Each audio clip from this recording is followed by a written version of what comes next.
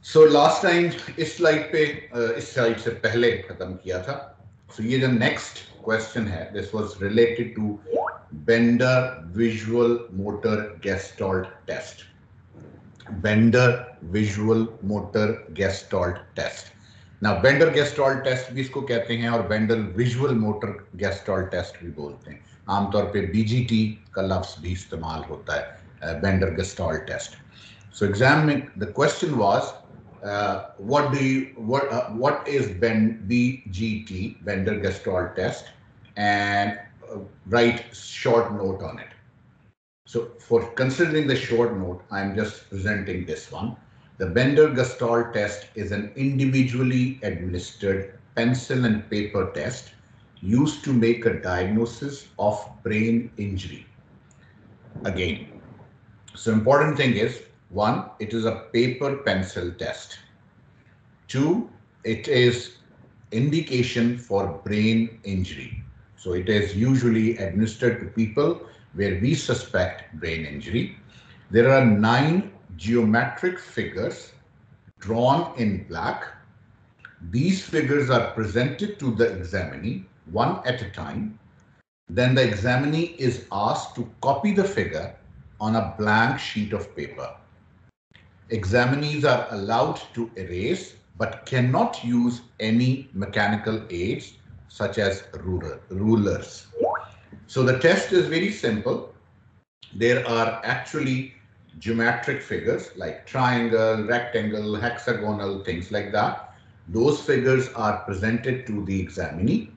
The examinee copy them on a paper and pencil with the help of paper and pencil, and then you rate it according to the rating, whatever is available for the BGT, and then you are able to give your assessment that he is having some brain injury or no injury.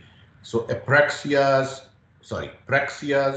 agnosias, not agnosias, praxis, cerebellar function or any brain injury is usually indicated in the evaluation process. So this is BGT or Bender-Gestalt test.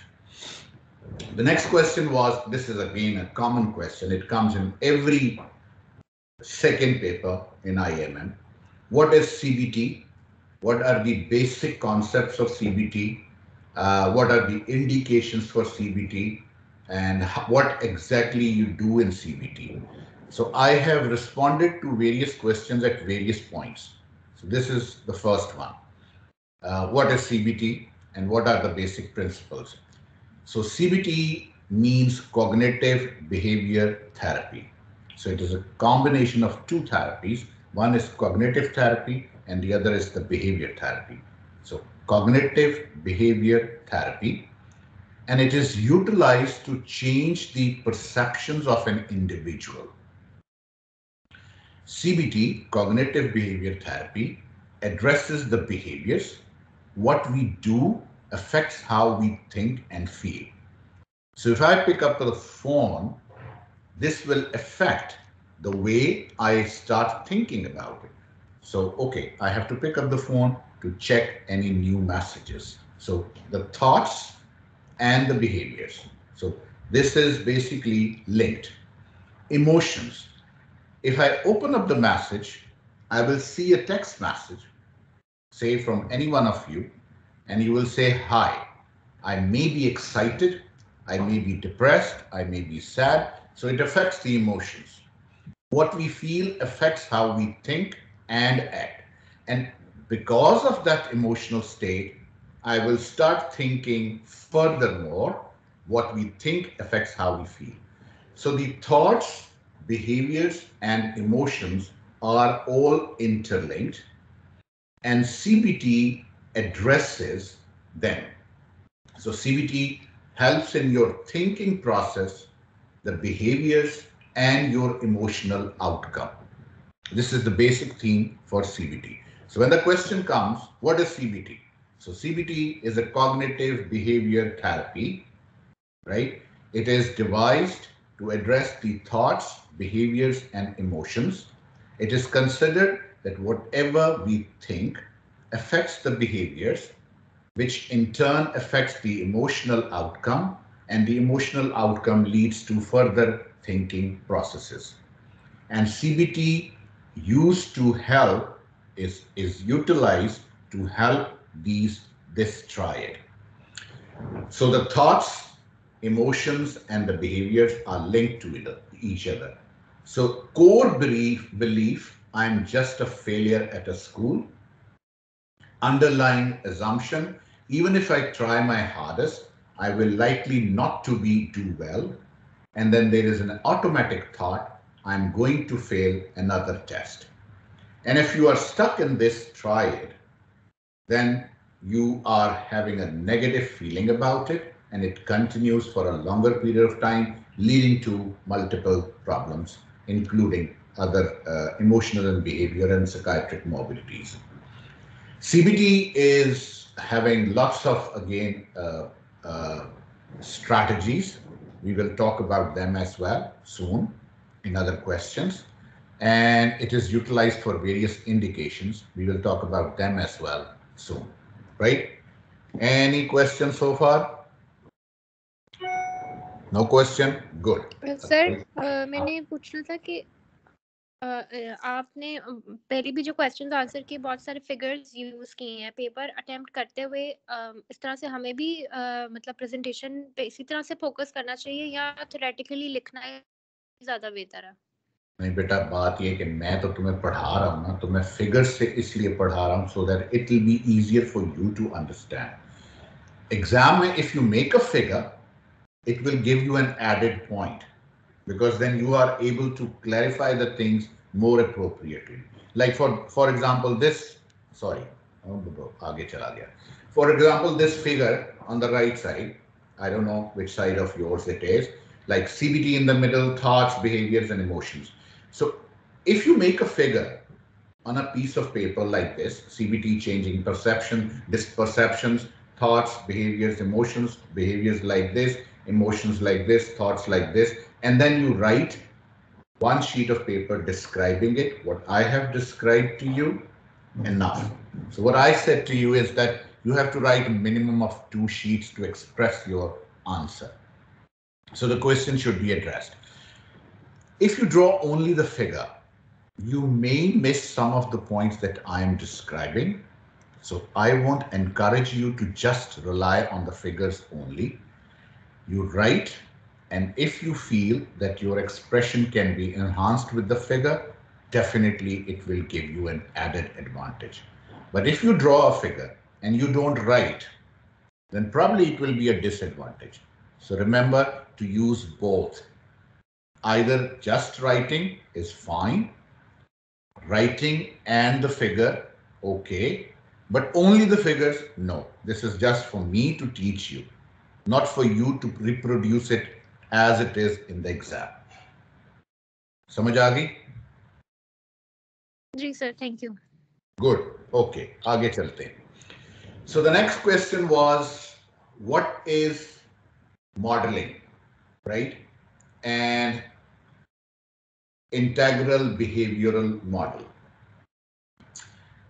I don't honestly, this morning, this evening, I was talking to Manavar and I was telling her that मैं थोड़ी सी जो presentation में गड़बड़ की वो ये कि मैंने सवाल नहीं लिखे, because I assumed कि मैं जवाब लिख रहा हूँ तो सवाल understandably हो जाएगा, और सवाल वेरी कर सकता है. मॉडलिंग पे अगर सवाल आया है तो ज़रूरी नहीं कि सवाल इसी तरह का हो, डिफरेंट भी हो सकता है. जो मैं पूछ रहा हूँ वो क्लिनिकल सिनेरियो बेस्ड भी हो सकता है, वो शॉर्ट आंसर क्वेश्चन भी हो सकता है, so it can vary. But anyways, from next time onwards, I will try to put the questions as well. So what is modeling therapy? So modeling, as the name describes, it is when you copy someone who is at a place where he should be copied or she should be copied. Models can be live or symbolic, books, movies, or TV. In covert modeling, observer imagines what a model might do in a given situation, like the superheroes or the role models. Self-modeling through video recording, more likely to model from someone who is similar to us. So if you want to present and if you want to model someone, a good speaker, that is just copying the good speaker. The way he talks, the way he moves, the way he modifies things, the way he expresses, that is modeling. And modeling therapy helps some people definitely to change their behaviors. It's understandably very clear, so I don't have to go into much of the details. Integrated behavioral model. So this is another question. What is integrated behavioral model? It includes feelings about the behaviors, behavior beliefs, normative beliefs, other expectations, normative beliefs, other behaviors, control beliefs, and efficacy beliefs. They are all belief system. And then it can help further process the situation. So when there is a behavior, there is certain parameters behind it. If we understand all those parameters, we'll be able to change the behavior. Modeling actually is based on the similar principles that if there is a behavior problem, it can be corrected by understanding various forms of behaviors, how the behaviors were generated, what led to its generation, what was the cause of it, and what are the other factors impacting on it, and then changing the behavior, how to change it, and one of the strategy is modeling. I don't think that you have to need to know all of these, but just to simplify the situation. So there are experimental attitude, instrumental attitude, injunctive norm, descriptive norm, perceived control, self-efficacy. I don't think so you have to go into this much detail of psychology when you are describing some models. But of course, if you know them, it's an added advantage. But for exam questions, this is enough. Then the question was, let me see. Okay. What is random sampling? Research question. Random sampling. So population of interest, sample population, treatment A, treatment B, what are the outcomes? Randomization कैसे करते हैं? Population की, किसी भी given population की. So when we have a certain number of people, say 100 people in a research study, we split them into two, like half of them goes to one group and half of them goes to the other group. And then out of these two groups, one is interventional group and one is the control group. How do we randomize these groups?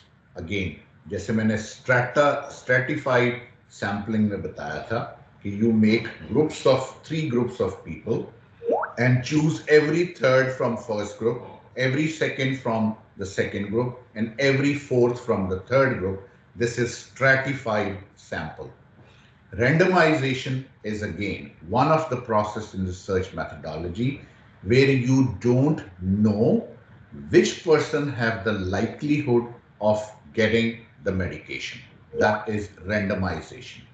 Which specific person will get the medication, which specific person will go into the control group.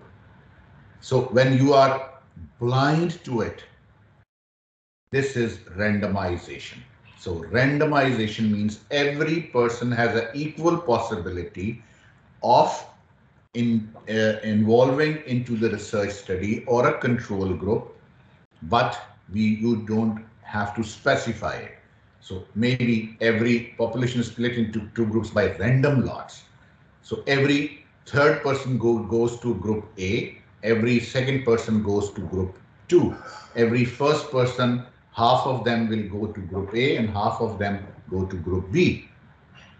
So that is randomization. Stratified randomization is more strong.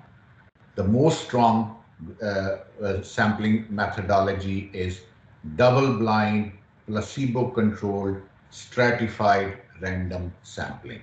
So that is the actually most powerful in research methodology. We'll talk about it further again. अगले question में फिर इसका भी जवाब आएगा. Now the question was, what is operant conditioning and what is reinforcement? This was the question. So I tried to add punishment and extinction into it, which was not part of the questions, just to make sure that you understand this. What is operant conditioning? So when you talk about classical conditioning, there is conditioned stimulus and conditioned response paired with unconditioned stimulus as well. So conditioned stimulus, unconditioned stimulus, giving rise to conditioned response is the classical conditioning. Here, operant conditioning, it's called instrumental conditioning. And instrumental conditioning means that you have to use some methodology to intervene and change. That is operant conditioning. Specific consequences are associated with voluntary behaviors. So you will show a behavior, use an instrument, and there will be a specific outcome. And the experiment was done by, again, 2-3 people in the past. किताबों में उनके नाम भी लिखे हैं, नाम आगे भी आएंगे एक सवाल में. Like you press the bar, you get the food. Rewards introduced to increase the behavior. Punishment, you press the bar, you get an electric shock, you don't get a food. So this is operant conditioning. You have paired it with rewards or punishment, utilizing some instrumentation. Press the bar. So you will do this. This will be associated with this, and there will be a process involved in between. That is operant conditioning. मैं शायद पूरी तरह explain नहीं कर पा रहा, लेकिन मैं दोबारा मज़ीद एक्सप्लेन कर देता हूँ. Positive reinforcement. When you get something out as a reward, it is positive reinforcement. Like food. Food is a reward. So every time I press the bar, I get the food. I'm hungry, I press the bar, I get the food, it's gone. So this is positive reinforcement. Every time I shout, I get a chocolate candy. That is a positive reinforcement. It can increase the possibility of your behaviors. So anything which have the likelihood of increasing the behavior is called positive reinforcement. Positive behavior followed by positive consequences. Managers praise the employees. Your boss gives you the good ACR. This is reinforcement. But it can play a negative role as well. I scream, I get a chocolate. So it can give a devastating results as well. Positive reinforcement. Negative reinforcement, when something is withdrawn. So if I scream, I have a cell phone, the cell phone will be taken away for X number of hours. After some time, I scream again, the cell phone is taken away for more hours. Third time I scream, the cell phone is taken away for increased number of days. That is a negative reinforcement. When you withdraw the benefits you are getting in routine, that is negative reinforcement. Negative reinforcements never means that you do something. Again, it is to enhance the behaviors. So the behavior is to make sure that you won't shout, and you are given a certain parameter that if you shout, this cell phone will be taken away. Initially for an hour, then for 2 hours, then 5 hours, then 10 hours. So every time you scream, the number of hours keep on increasing. This is negative reinforcement. Positive behavior followed by removal of negative consequences, right? So whenever I scream, something is taken away from me for a longer period of time. Manager stops nagging the employee, right? So every time you do a behavior, I say, what have you done?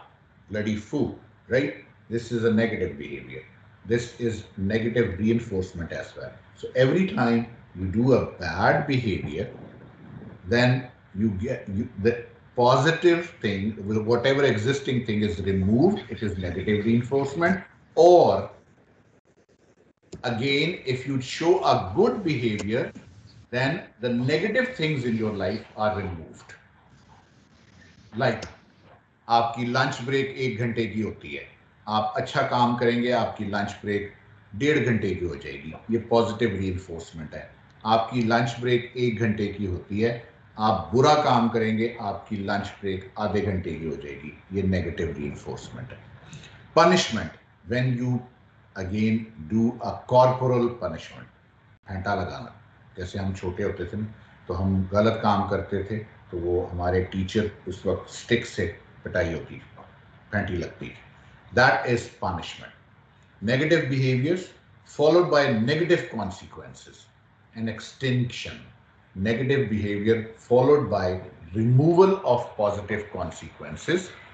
ठीक है, मैं वो गलत काम कर रहा है, मैं इग्नोर करता जा रहा हूँ, बिहेवियर जो है वो हो सकता है कि वो मजीद खराब होता चला जाए। Extinction usually is used in terms of psychological terms when the positive reinforcement, negative reinforcement, and other related things are just abolished. So you don't do this. Gradually, the behaviors comes back to the original form. That is extinction. इसमें थोड़ी सी diagrams में गड़बड़ है, ये उस तरह नहीं है जिस तरह एक्चुअली है situation. So just keep in mind, जो मैंने बताया उस पर जरा फोकस रखें। Key ethical issues in research, that is the question. What are the key ethical issues in research? Now there are 5 key ethical issues in research. These are the basic concepts. So whenever you are going for a human study, किसी को दवाई देनी है, उस दवाई का effect देखना है और उसको उस दवाई से देखना है कि बाइपोलर डिसऑर्डर ठीक हुआ कि नहीं हुआ। तो आप 5 ह्यूमन रिसर्च में जब आप भी इन्वॉल्व होते हैं तो आपको 5 एथिकल इश्यूज को कंसिडरेशन में रखना है। These are the principles. 1, informed consent. So whosoever wants to participate in a research, he has to write it down on a piece of paper that he agrees to every clause of the study. उसमें सारा कुछ बयान होगा, ये study कितने अरसे की होगी, कितने लोगों पे होगी, कौन सी दवाई दी जाएगी, उस दवाई के साइड इफेक्ट्स क्या हैं, उसके पॉजिटिव इफेक्ट्स क्या हो सकते हैं, उसके कॉन्सिक्वेंसेस क्या होंगे, उसमें पैसे कितने इन्वॉल्व हैं, आपको कितने पैसे मिल सकते हैं, खुदा ना वास्ता आपको कुछ हो जाए तो उसके कॉन्सिक्वेंसेस क्या होंगे, कुछ ना हुआ तो उसके कॉन्सिक्वेंसेस क्या होंगे, और अगर स्टडी सक्सेसफुल हो गई तो उसके consequence. So everything should be written on a piece of paper, and then the participants reads it, understands it, and signs it. This is informed consent. Informed consent का मतलब वो नहीं है जो हम आमतौर पर थिएटर्स में करते हैं, ऑपरेशन थिएटर्स में बाहर आके सर्जन कहता है ऐसे कुगी मार दो और वो साइन करके लवाकिन दे देते हैं बगैर पढ़े कि उस पर क्या लिखा हुआ। This is not informed consent. Informed consent is when you describe everything related to the research to an individual, and then the person is able to give a written consent that yes, he will be the part of whole of the process. Second, anonymity. Your name, your individuality, your independence, that won't be compromised. Freedom from harm or disadvantage. The possibility is majority that you won't be harmed, but yes, there could be some bad consequences for which they should be prepared in the beginning. This is freedom from harm. Right to withdraw. If I'm not happy, I don't want the money, or I don't want to participate any further, it is too tricky for me, I have the right to withdraw. And confidentiality, of course. If I'm participating in a research, it won't be publicized. Even when publishing a research paper, patient's name is not mentioned there or identity is not disclosed. That is confidentiality. So the 5 pillars of ethical issues in research are in humans: right to withdraw, confidentiality, informed consent, anonymity, and freedom from harm or disadvantage. Any question? Okay, let me check. Sir, I have a question. वो पिछली जो Go ahead, I'm listening.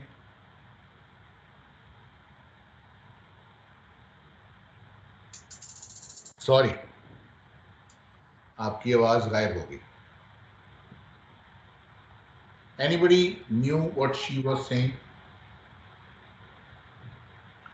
So the question was, speak up, Leila. I think sir might not be able to pay attention to the raised hand. Maybe yes, because I was not able to see the screen. I have to swipe the screen to get back onto this screen, so I was not able to look at it. It's okay. Slide is gone. Sorry, I was too fast. But okay. So question, you can ask question. You can stop me anytime you want to and ask me the question. क्या सवाल था अगर किसी को याद हो तो? नहीं? Okay. सर वो Don't मेरा worry. क्वेश्चन जो था वो इंटीग्रेटेड बिहेवियरल मॉडल के बारे में था.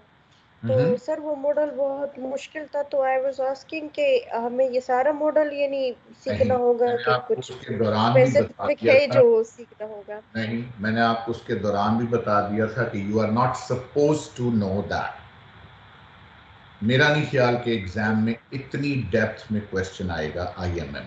You are not suppose to know that. Forget about it. It was a complicated slide.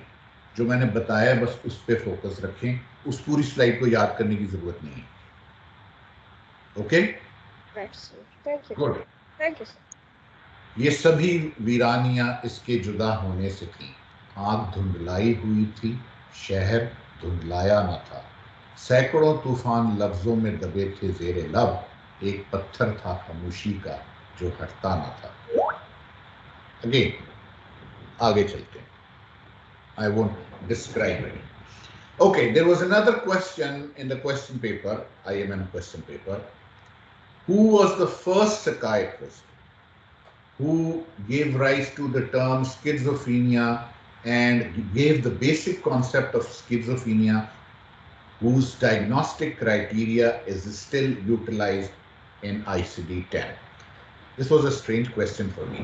मुझे लगा थोड़ा सा question में कुछ झोल है. But anyways, because it was a question in the paper, so I could not say anything. I hope अगर मैं सवाल बनाता तो मैं सवाल को जरूर रिव्यू करता, because it was confusing. Who was the first psychiatrist who gave the concept of schizophrenia? That's a different question. Who was the first psychiatrist whose concepts are still utilized in diagnosis of schizophrenia? That is a different question. And who was the first psychiatrist actually who described the schizophrenia? That's a different question. So what exactly the examiner wanted to ask, I was confused myself. But anyways, हम currently जो use करते हैं diagnostic criteria, that is Schneider's first rank symptoms of schizophrenia, which are still utilized. So I thought that maybe he was asking that, maybe not. But anyways, theoretically speaking, Emil Kraepelin, who was a German psychiatrist, who devoted his life work to the task of describing and characterizing the symptoms his patients manifested. From these observations, he concluded that not all mental patients suffered from the same disease. He was the first to distinguish manic depressive psychosis and other chronic psychotic illnesses. So theoretically speaking, Emil Kraepelin was the first person who actually differentiated that this is psychosis and this is not psychosis, or this psychosis is different than the chronic psychosis. So he used the term chronic psychosis. Emil Kraepelin gave the word dementia praecox in 1883, separated from schizophrenia from bipolar disorders based on the clinical course of the syndrome. So if the examiner was asking who gave the first concept of schizophrenia, then Emil Kraepelin, dementia praecox, 1883, late 1800s, gave the concept of schizophrenia or chronic psychosis.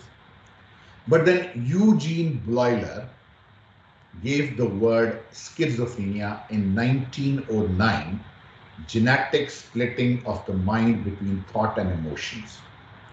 Bleuler used the words association, affect, ambivalence, and autism. 4 A's. This was Bleuler's concepts. Eugene Bleuler. Emil Kraepelin. And then comes the Schneider, first rank symptoms and second rank symptoms of Schneider, utilized as diagnosis for schizophrenia. We'll talk about Schneider's criteria of schizophrenia sometimes again. But I was confused about the question, so I responded in this way. First time, dementia precox, Emil Kraepelin. Eugene Bleuler gave the words schizophrenia to 4 A's: autism, affect, ambivalence, and association, loosening of association. And Schneider, who gave the symptoms, first rank symptoms and second rank symptoms of schizophrenia. We'll cover that sometimes soon. Then there was another question: what are the projective tests? And what types of projective tests are used in clinical, again, practice? So projective tests or projective techniques taken as a whole but tend to have the following distinguished characteristics. In response to what a structure on ambiguous stimulus examinees are forced to impose own structure and in so doing reveal something of themselves. Mushkil term. Okay, to simplify it, if I am given a projective test, I will be given something. I may interpret it as I wish to, in whatever way I want to. So projective test, in projective test, my interpretation of whatever is shown to me will be different from other people, may be different from other people. So whatever my interpretation would be, I will express it. One. Second, the stimulus material is unstructured, which is presented to me. It is a non-structured. Third, the method is indirect. I won't ask you the question. I will show you the figure and I have to utter whatever comes to my mind. And there is a freedom of response. I can say anything, vulgar, bad, good, whatever, nice. And response interpretation deals with more variables. So projective tests actually have low validity and sensitivity. They are not actually the good test, considered to be good tests scientifically. But of course, some stimulus is presented to me. I will give the responses according to my own thought process, whatever I want to see in it. And then there are indirect responses. There is freedom of speech. I can say anything that comes to my mind.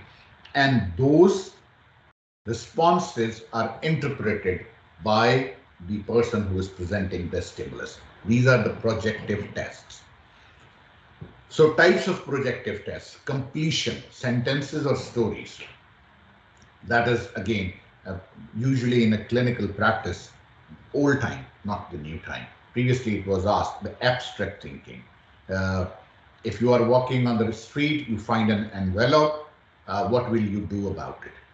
That's a stimulus given to me, and I can respond to it in any way I want to. I will pick it up, I will leave it there, I maybe pick it up and see the address and then post it, or maybe I will open it up to see what is inside it and then decide what to do. So whatever the response. And the interpreter then is assessing what exactly I'm actually capable of doing. Association, words or pictures, like Rorschach test is a projective test. A figure is presented and I will respond to it. Construction, to stimuli. So I will give them 2 pins and I will ask them to make something out of it. Arrangement. So I will give puzzles, pieces, and I will ask them to complete the puzzle. Expression, a drawing or play. So tell me a song, and the person starts singing a song. Now, all of these projective tests, they have low validity and sensitivity and reliability for any specific diagnosis. So this is the basic definition of projective test. Then, Rorschach, what is Rorschach ink blot test? This was another question associated with the definition. So Rorschach ink blot test, most widely used projective test, a set of 10 ink blots designed by Herman Rocha, used to identify people's inner feelings by analyzing their interpretations of the blots, and these blots are available on the internet. An ink blot similar to one of the blots that appear in the Rocha ink blot test is shown here as well. So there is a bat, there is something else. It's usually in black and white. It's not color. The original Rocha was black and white. Then probably some colors were added to it by the people later on doing it. Again, low sensitivity, low reliability, low validity, but they are still used to interpret the thought process. And the interpretation is based on, again, certain structured format, which comes with the projective test, that if a person says this, then this will be the interpretation. If a person uses this corner of the picture and saying something, this will be the interpretation. If the person is focusing on the center of the picture and he's expressing these emotions, this will be the interpretation. So whole range of things about it. It was a difficult test to administer, difficult to interpret, and then reproduced in a clinical situation. Not anymore used, but people are still, again, some people still use it. So Rocha, ink blot test and projective test. कुछ सवाल पूछ रहा था? I have a question. I have a question. पहले मेरी call drop थी. अच्छा sir, ये जो अभी हम पढ़ रहे हैं इंक ब्लॉट टेस्ट, इस टेस्ट की हमें इंटरप्रिटेशन किस हद तक पता होनी चाहिए पेपर पॉइंट ऑफ व्यू से? उसकी इंटरप्रिटेशन भी हमें पता होनी चाहिए? नहीं, it's a big task actually. 10 ink blot test के basis पे psychosis, personality, hysteria, depression, anxiety, हर चीज का डायग्नोसिस बनता चला जाता है और सारों की इंटरप्रिटेशन आप नहीं कर सकते. इट्स एक्चुअली रोशा के टेस्ट के लिए जो स्किल डेवलपमेंट है या ट्रेनिंग पीरियड है वो मंथ्स एंड मंथ्स का है, ठीक है. और we are not expected, you are not expected in IMM examination to present that I have learned the whole of the Rocha. No, it's not expected. You're expected to know that, okay, fine, this is the picture, okay, this is Rocha test.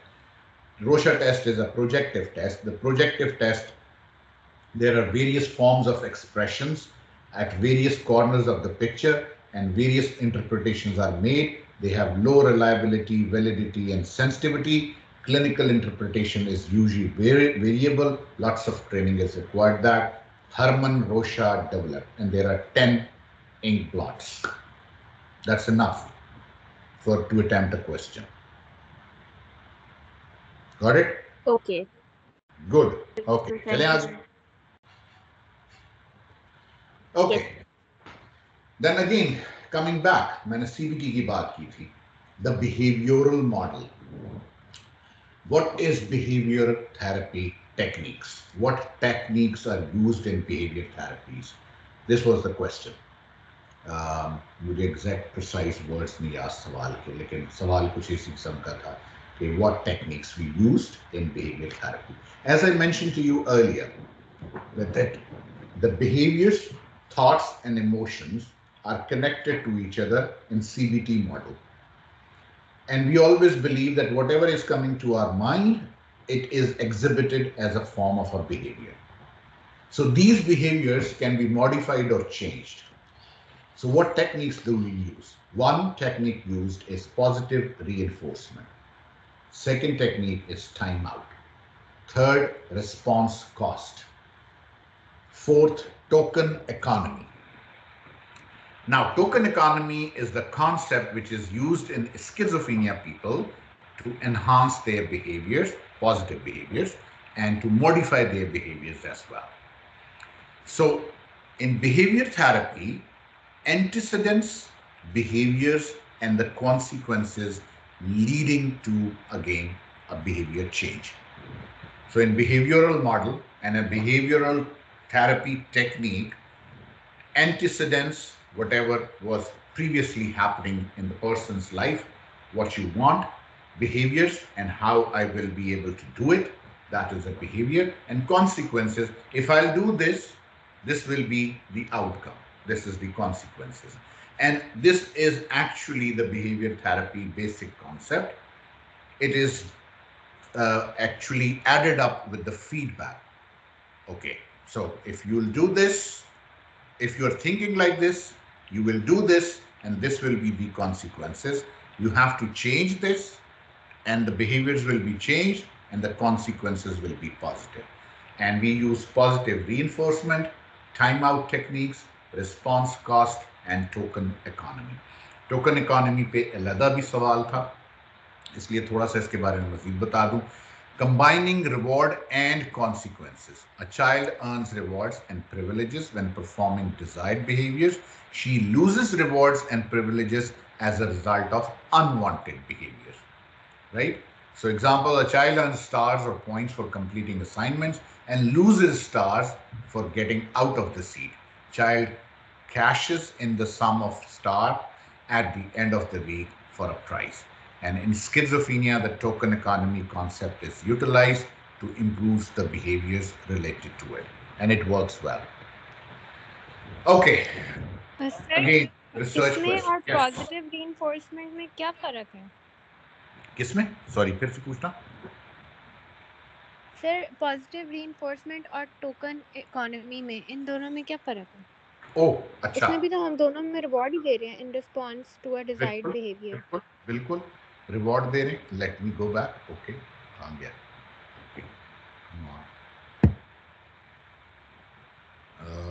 एक minute, मैं वापस जाऊं.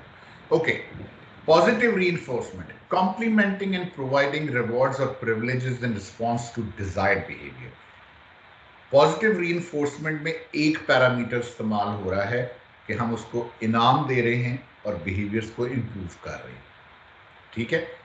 Token economy में हम token economy की बात करें, positive reinforcement plus negative reinforcement दोनों मिल गए.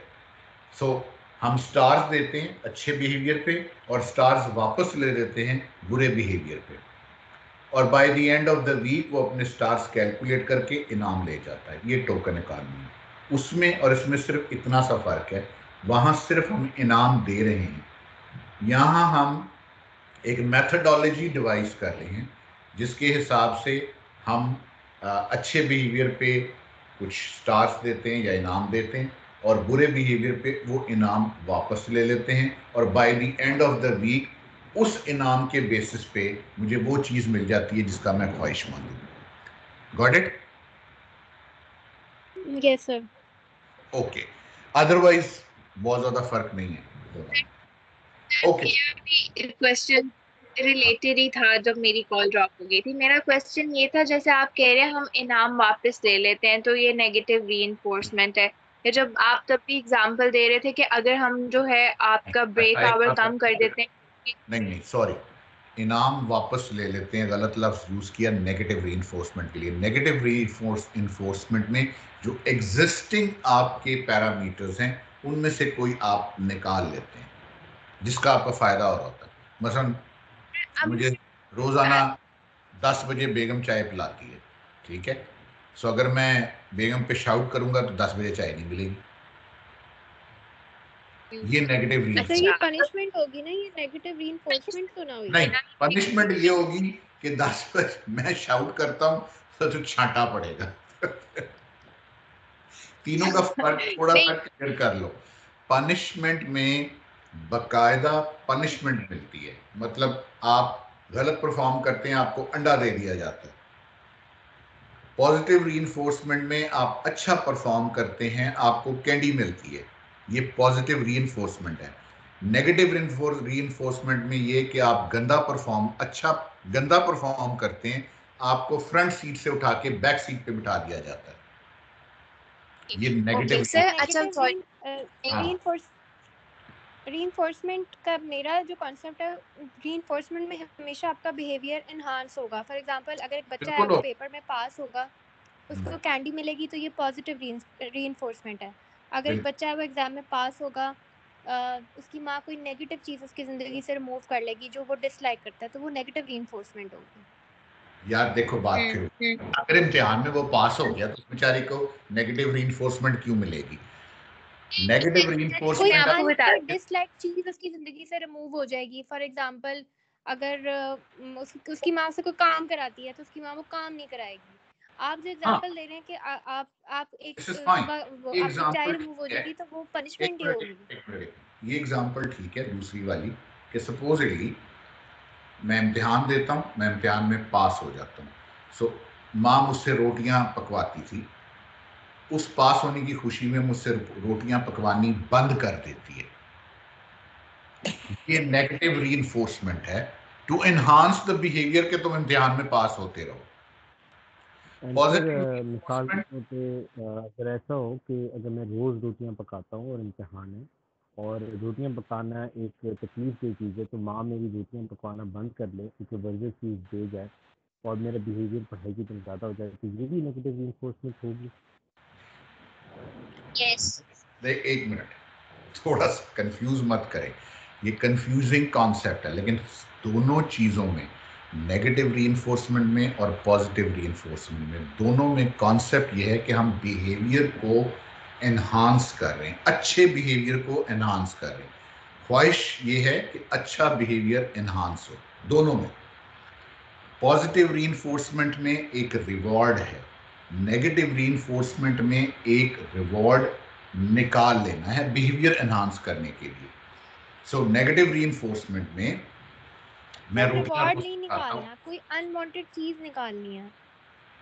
अनवांटेड जरूरी नहीं है, जो मेरी जरूरत की चीज है, जरूरत की चीज है, अगर मेरे बिहेवियर को पॉजिटिव तरफ लेके जाने में वो एग्जिस्टिंग चीज निकाल ली जाती है, रिवॉर्ड जरूरी नहीं है, वो एग्जिस्टिंग चीज निकाल ली जाती है और उससे मेरा बिहेवियर बेहतर हो जाता है, तो ये भी नेगेटिव रीइंफोर्समेंट है।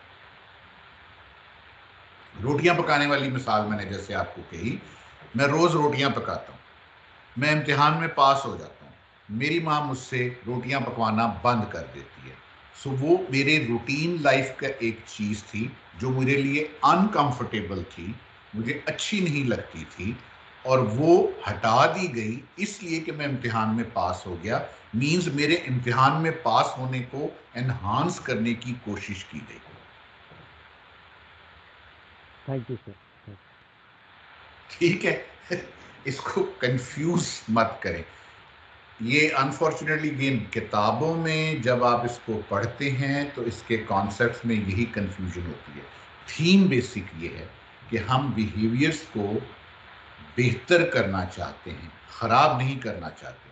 अगर हम नेगेटिव रीइंफोर्समेंट दे के बिहेवियर को खराब कर देंगे तो फिर तो फायदा कोई नहीं हुआ, फिर तो बिहेवियर थेरेपी फेल हो गई।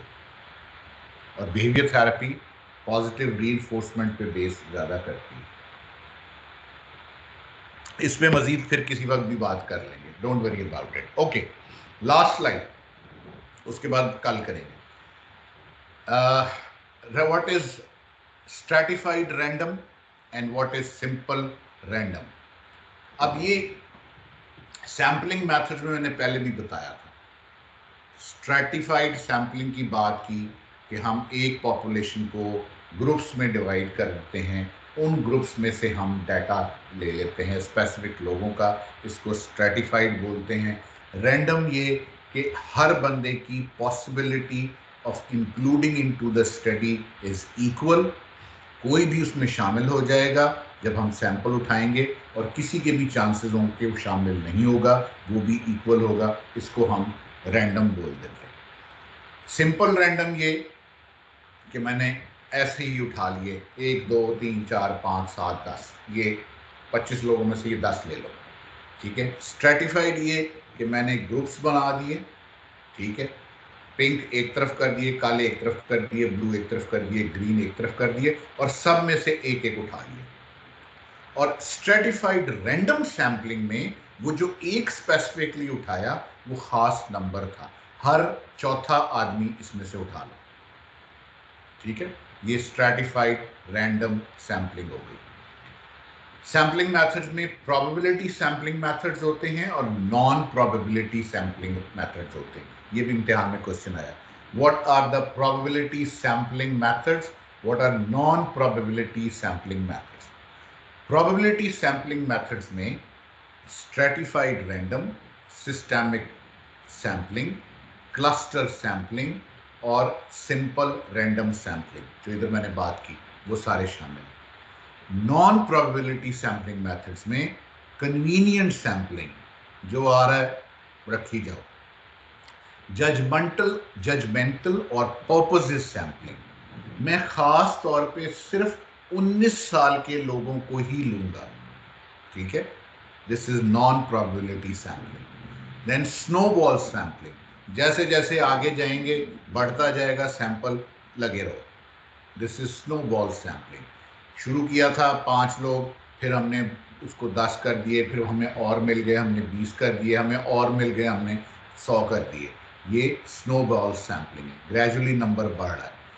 कोटा सैम्पलिंग, मुझे अलाउ किया गया कि जी आपने 110 लोगों को लेना है, सो मैंने उस 110 को ही लेना है, उससे ना ज़्यादा लूंगा ना उससे कम लूंगा, ठीक है, ये कोटा सैम्पलिंग। सो ये नॉन प्रोबेबिलिटी सैम्पलिंग है और ये प्रोबेबिलिटी सैम्पलिंग है। 2 मेथड्स हैं सैम्पलिंग मेथड्स, और इनका एग्जाम में क्वेश्चन है। What are non probability sampling? It's quota system, snowball effect, judgmental or purposive sampling, and convenient sampling. These are weak methodologies for this search. Then there are probability sampling, stratified random, systemic sampling, cluster sampling, and simple random sampling. Second, they are better methodologies. So this was the exam question. Okay. Lenji, that's it for today. It's been 1.5 hours. I was supposed to do 1 hour class. Next time we will further add up and then move forward with confidentiality and other issues. So see you tomorrow.